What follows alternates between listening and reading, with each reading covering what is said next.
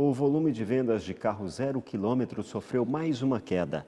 A Federação dos Concessionários, a Fenabrave, não prevê melhora no setor para este ano.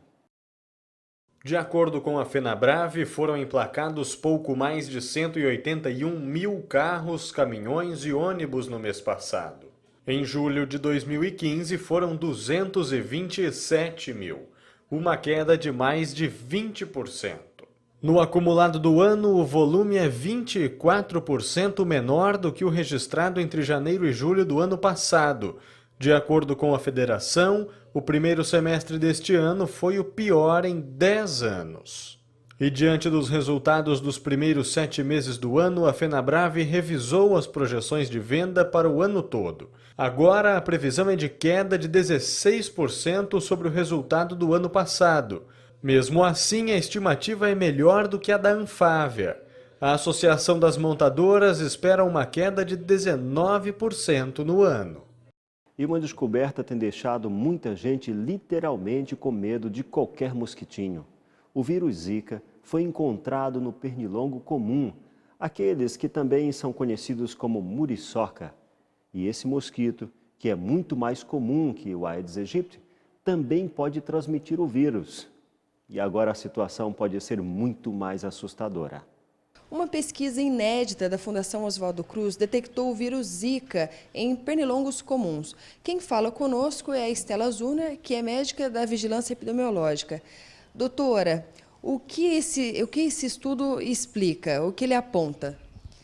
Foi detectado a presença do vírus Zika em pernilongos do gênero Culex, que é aquele pernilongo mais comum que existe por aí nas nossas cidades, na região de Recife.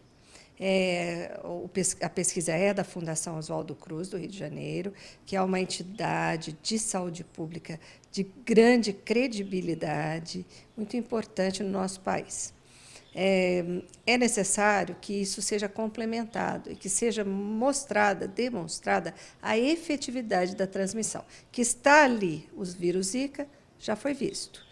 Se ele é efetivamente transmitido desta forma, precisa ser consolidado e mais explorado. E, se ocorrer isso, um problema a mais para nós, né? Porque 2 pernilongos transmitindo um vírus é pior que um só. Os dados iniciais divulgados são preocupantes, já que a população de pernilongos comuns é maior do que o Aedes aegypti. A população de Culex é maior, sim. E o Culex cria em água suja, tem um outro perfil. Então, é a mesma coisa de você ter 2 exércitos com soldados que trabalham em horários diferentes, de jeitos diferentes, para fazer uma missão de ataque, né? Esperamos que isso não seja dessa forma, não se concretize. Mas vamos aguardar o que tem a dizer a Fundação Oswaldo Cruz. Por outro lado, a presença de mosquitos demonstra que está havendo uma falha de cuidado, de uma certa forma, de deixar uma água parada, de deixar um lixo, de não ter o cuidado ambiental necessário. Já está mais do que visto que o combate a essas doenças graves, o Zika e outras, como dengue e chikungunya, se faz através da limpeza ambiental e do cuidado diário com as nossas casas e imóveis. A forma de combater o Aedes e o pernilongo é a mesma? O que muda? É semelhante, né? Como eu falava, é a questão do controle ambiental. E que o controle ambiental é difícil de fazer, porque depende do poder público, sim. Nós, da Prefeitura de Taubaté, vamos às casas, fazemos as vistorias, incentivamos através dos meios de comunicação, de palestras, etc. Mas depende da vontade do indivíduo. É aquela pessoa que está lá na sua casa, que está lá no seu escritório, na sua escola, que precisa colaborar e repetitivamente precisa, na verdade, incorporar bons hábitos de higiene ambiental. Muito obrigada, doutora. Falamos, então, com a médica da Vigilância Epidemiológica, Estela Zuna, que explicou que é necessário estudos mais profundos para saber se a transmissão ocorre. Thaís Olovic, repórter setorial. A entrevista de hoje traz boas dicas para o autoconhecimento por meio de uma atenção plena. Você está estressado, não consegue se desligar dos problemas? Veja como conseguir o equilíbrio diante de um dia a dia tão corrido com a ajuda de higiene mental.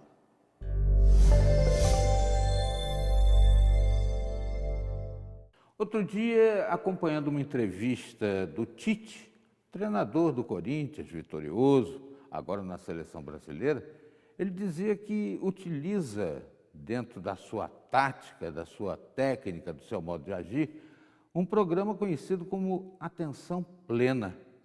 É realmente uma coisa nova entre nós.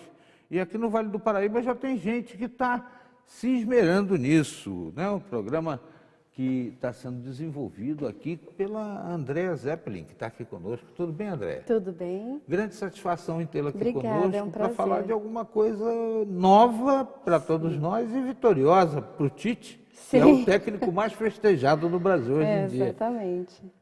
Então, a prática de atenção plena, ela vem sendo utilizada tanto nos esportes, como na saúde e também no meio empresarial. É uma terapia? Não, não é uma terapia. São práticas que auxiliam a pessoa a estar focada no momento presente. É um condicionamento? Talvez. Não chega a ser um condicionamento, mas é trazer a nossa consciência para o momento. Nós estamos tão assim inseridos na correria do dia a dia, no modo automático. Eu faço as minhas atividades de modo automático. E no caso, esse aprendizado traz você a ter consciência do que você está executando naquele momento. Pelo que eu estou entendendo, muitas vezes a gente maltrata nosso próprio corpo em função de ansiedades, tensões, né? Sim. E nós que somos cristãos acreditamos que o corpo humano é um templo de Deus. Sim. E sendo assim, não temos o direito de fazê-lo. Sim. Por isso que eu acho que é muito interessante você explicar para o público como é que se desenvolve isso e como a pessoa adquire esse domínio de si mesma, né? São práticas que a pessoa tem que participar de um grupo. Nós aqui em Pinda estamos desenvolvendo o grupo de 8 semanas, exatamente para que as pessoas tenham contato com as práticas. E todas as práticas são focadas no momento presente. Então, um exemplo, né? Quando eu estou escovando meus dentes, onde que eu estou com os meus pensamentos? Quando eu estou comendo? Quando eu estou caminhando, como que eu fico com os meus pensamentos? Você está focado naquela atividade de caminhar ou você está em outro lugar com os seus pensamentos? E a prática é exatamente isso, é trazer toda a sua atenção. O que os pesquisadores, os estudiosos conseguiram perceber? Que toda vez que nós estamos no nosso momento presente, existe um benefício muito grande para a nossa saúde.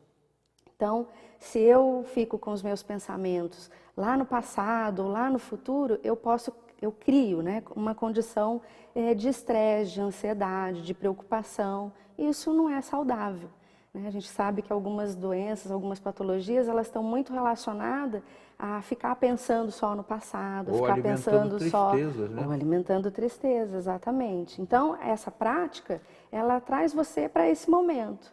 Então, por exemplo, eu estou aqui conversando com você. Se eu começar a pensar que várias pessoas vão estar me ouvindo e vendo, né? E eu começar a focar o meu pensamento nisso, eu vou ficar ansiosa, eu vou ficar preocupada, eu vou ficar nervosa, eu já vou começar a julgar essa experiência. Medindo as palavras. Medindo as palavras, exatamente. Então, é exatamente isso que eu não quero, é trazer toda a minha atenção para você, para esse momento, para o estúdio, focar minha atenção aqui, porque é isso que está acontecendo agora, né? Então, eu comento assim que é uma prática que favorece você não julgar a experiência, aceitar esse momento de conversa, de bate-papo, de viver esse momento e não ficar pensando, será que vai ser legal, será que vai ser bom, entende? É mais ou menos isso. Você já aplicou isso em algum jogador de futebol? Não. Tem ideia de como pode ser feito isso com um jogador de futebol, né? Porque, de um modo geral, eles não têm muita coisa na cabeça, não. Para focar deve ser um pouco difícil, né? Sim, o atleta, ele está num momento de estresse muito grande. A competição gera isso, né? E as práticas, elas favorecem exatamente, trazer a atenção, o foco para aquele aprendizado, para aquele momento. Numa competição, é muito fácil a gente se distrair com a torcida, né? Com a expectativa. Ai, será que eu vou fazer direito? Será que eu vou conseguir marcar um gol? Né? E tudo isso traz uma ansiedade. Então, esse trabalho no esporte, ele tem tido bons resultados. Hoje, com essa essa aplicação, né? Nós Sim. estamos vendo que os jogadores estão tendo mais cabecinha, pelo menos juntando um dinheiro, fazendo um pezinho de meia. Então, essas práticas, elas favorecem as pessoas a se conscientizarem do momento presente, né? De saber lidar melhor com as dificuldades da vida, com as expectativas. Eu recebo muitas pessoas que falam que sofrem muito. Eu acabo lembrando de quando eu fui fazer esse estudo, eu estava na sala da Unifesp e o nosso professor estava comentando que na vida, né, nós temos vários sofrimentos, mas que todo ser humano, independente da classe social, independente da situação financeira, independente de onde mora, todos nós temos 7 sofrimentos. Nós vamos passar por isso, né? E eu lembro que eu ouvi aquilo e falei, só? Porque eu tinha tanto sofrimento, eu sofria por tantas coisas, né?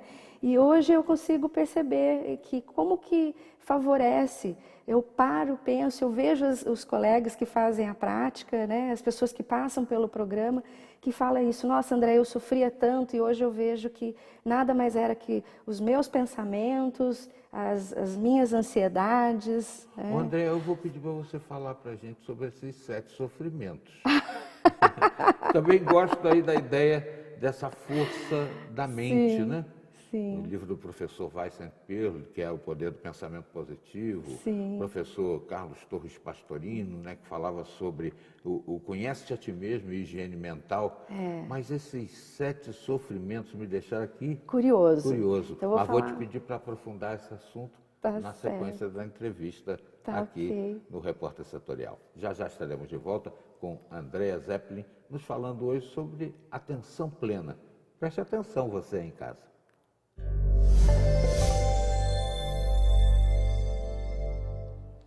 Vamos para uma breve pausa e no próximo bloco você fica sabendo. Produção industrial registra maior queda desde o ano de 2009. Aguarde só um instante e nos ajude a encontrar algumas pessoas que estão desaparecidas.